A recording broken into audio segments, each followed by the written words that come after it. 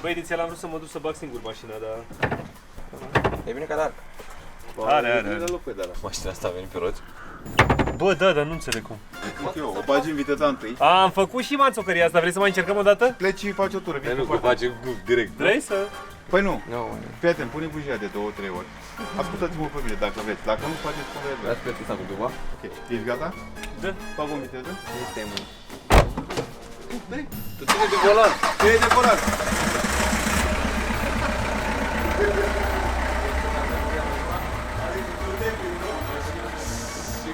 Și acum ce fac?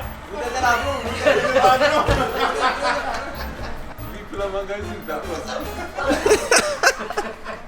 Merge mașina, nu? A, așa, vină cu întâia ușor, uite, te vedem aici. A, ușor, vii ușor. Când intri în service, orașele la întâi să urci ușor, da? Păi ușor, 2-3 ori. Pune el, pune. Și îi zice acum la colț, îi zice pe aici, gata, închide ușa și dă-i la automat. Nu, bag o treaptă de la automat. Mă bag eu la treaptă de la automat, a pornit mașina, a plecat și după aia deschide ușa din mers. Nu știu acum ce fac. Am adus de lume. Ce să fac?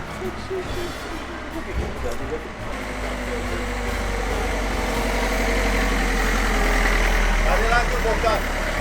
Dacă oprești motorul. Am zis că la viteze mari... Păi cum mă, pe drumurile publice, uite ce râce bolanii. Cameramanul era către ce să... Îl lăși pe el când ai plecat. El nu înțelege Alex. Fata.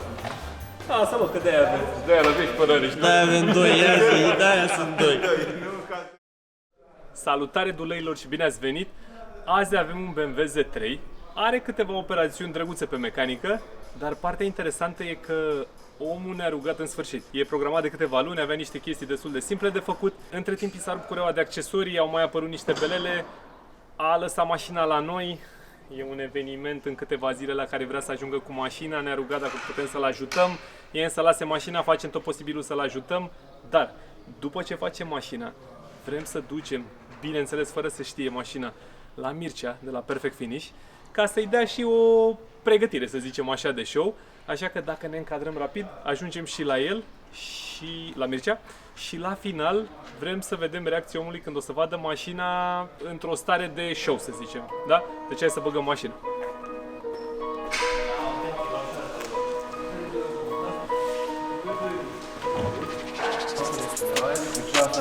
I don't think they running at my pace. Jordan 1s, gotta keep them laced. If she bad, I might have to get a taste. Whip go vroom, all set, I'm on a chase. I don't think they running at my pace. Jordan 1s. Ce avem aici? Un Z4, benzină, frumos, elegant, o problemă pe pompă de apă, întinzător, curea și mai vedem ce mai are. Dar până una alta mai avem de băgat 5 mașini mai avem de băgat ăla pe aici. Deci ăsta e șurubul de la termostat, unul dintre ele care s-a rupt în blocul motor.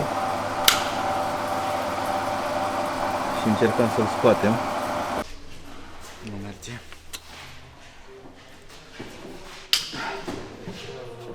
Să dăm o piuliță acolo și în momentul când se va încălzi, avem șanse să-l desfacem. Hai să mergem la Dani.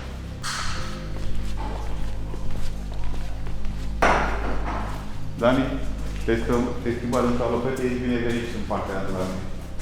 Avem o șurub de scos la termostat, a avut în blocul, un curat.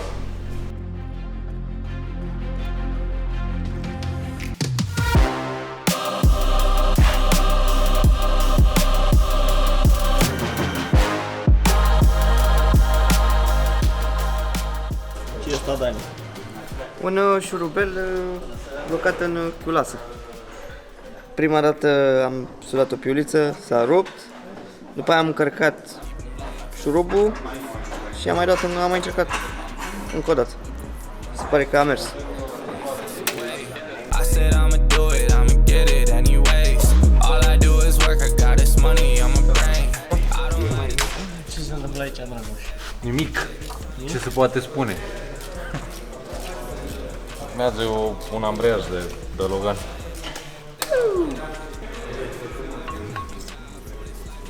Ce avem aici, Uisam? Un rulment de presiune, s-a spart, a făcut lichidul și pedaua a rămas la fund. Nu mai putea fi acționată, nu mai avea lichid în ea. Sau pe scurt, mai mergea 30 de km. Lejer. Și dau drumul la condensor să cadă jos, să știi. Cred, nu? Are ceva? Stai un pic, cum are ceva.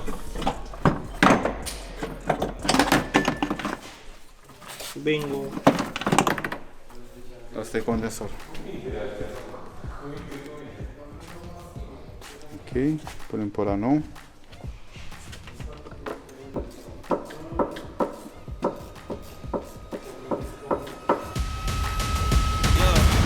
You might not wanna get close. We a little wild war, covered in tattoos. Run it up, taking all of you. Stepping up place, feeling the Suge. O să văd un pic cum trage. Trage fain. Probă de drum, nu?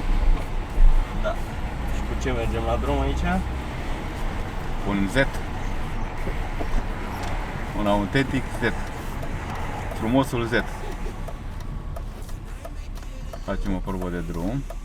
După ce am montat radiator, termostat, pompă de apă, culie de pompă de apă, curea,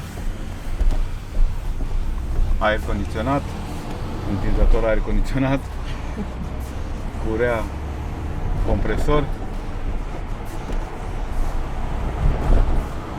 și ventilator electric, anulat la cu buscocuplaj.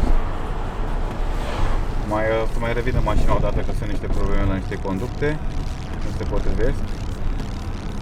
Și o să terminăm atunci cu totul. Legat cu conductele de la AC Mureșa. Ai nimic, în spate e partea aia cu hartop acolo frumos, nu?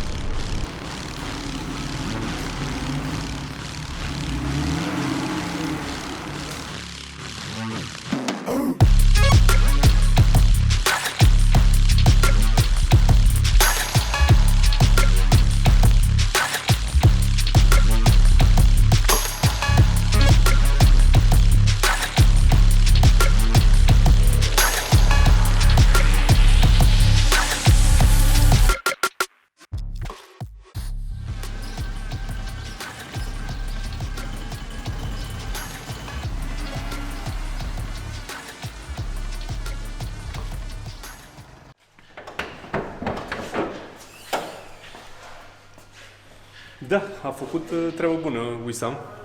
A făcut și un detailing la motor, dacă tot e Expo. Și acum Wissam stă de 6, nu știu dacă îl prinzi acolo. Stă un pic de 6 afară, când vine omul să-l prindem din prima. Cu camera și să vedem ce reacție are. I don't think they running at my pace. Jordan 1s, gotta keep them laced. If she bad, I might have to get a taste. Whip go vroom, all set, I'm on a chase. I don't think they running at my pace. Jordan 1s, gotta keep them laced. If she bad, I might have to get a taste. Whip go vroom, all set, I'm on a chase. That's the way. Băi, nu pot să cred. Noi aveam planul să filmăm o chestie și l-am pus pe Wissam să stea de 6 când vii tu. Așa. Și am intrat direct. Și am făcut Wissam că era acolo, a intrat omul, saluta, nu cred. Da, și cu chestii funny. Camera aia, battery exhausted, am apăsat pe ea. Eram aici pregătit setup-ul, tot tacheul. Arată prea bine, zic, ce naiba s-a întâmplat. Păi fii atent, hai să începem așa. Ai o problemă, nu mai poți să mai mergi pe drumurile publice dacă nu o să spui un sticker de genul ăsta. Gata, s-a făcut, îl adaug la colecție pe spate. Știi că ți-am zis că e o problemă, nu mai vrem să filmăm ceva cu mașina? Da. Ideea e că ai ajuns la ei Ok. și știam că voie să mergi acum la așa Da. și s-a ocupat un picuț de ea chiar dacă și unul dintre ei o să fie pe acolo, știi? Am adus că și ei aveau de pregătit pentru ale lor, știi? Super tare. Și s-a făcut așa un mini detailing, să zicem așa, o ceară, o treabă, na, dacă tot... Arată excelent, da? Ce Tare. Ți-ai zis, să prins de când am intrat, eram what? Mulțumim, Foarte Wisam. tare. Auzi? Lasă-l săracul cât a stat. L-am văzut în spatele două. Și ne Wisam peste oră. Dar nu mai bine zicem peste oră să-l testăm? Wisam, a venit omul sau n-a venit? Mașină nu mai e. Tare. Da, gata, ți-le las aici. Gata, e bun. Mă bucur că Mulțumesc mult, chiar îți arată place. excelent. Am lăsat frumos așa. Dar vrea să fie vizibil. A fost surpriză. Păi nu e vorba dacă ești tu gata. Nu știu, eu gata, e problema. A? Pare bine așa? Pare bine, e ok, n-am imortalizat asta. Sau mai sus, dar nu știu, ai de Eu capul. zic că... Se vede că sunt profesionist, am raclete, toate alea. Cum o să primești comentarii. Îți dai seama. Vreau și eu să îmi pună Bogdan sticker. Sau nu vreau să-mi pună Bogdan sticker la cum îl pune. Dacă am fi știut Gata. pe cineva care face detailing sau colantări sau... Dar da. nu știm. Nu, dacă chiar nu nu- cunoaștem pe nimeni pe cunoaștem pe domeniul nimeni ăsta și sau pe da. leather restoration, nu cunoaștem pe nimeni sau pe rapping sau pe... Da, nu. Hai să vedem cum e al lui. Dacă materialul e... Țac. Eu zic că e bine așa. Dacă nu, mai faci rost niște stickere. Păi o să avem tratamentul clasic. 2 vouchere de la OMV cu spălare și cafea. Îi mulțumim lui Mircea de la Perfect Finish pentru implicarea în proiectul ăsta, pentru că știm cum e să te sune cineva din scurt să zică bă, putem să facem ceva ieri. Știm foarte bine că e neplăcut, dar în același timp vrei să poți să ajuți omul. Mersi Mircea, salut duleilor, ne vedem data viitoare, pa, pa! Azi avem un Z3. Ne face...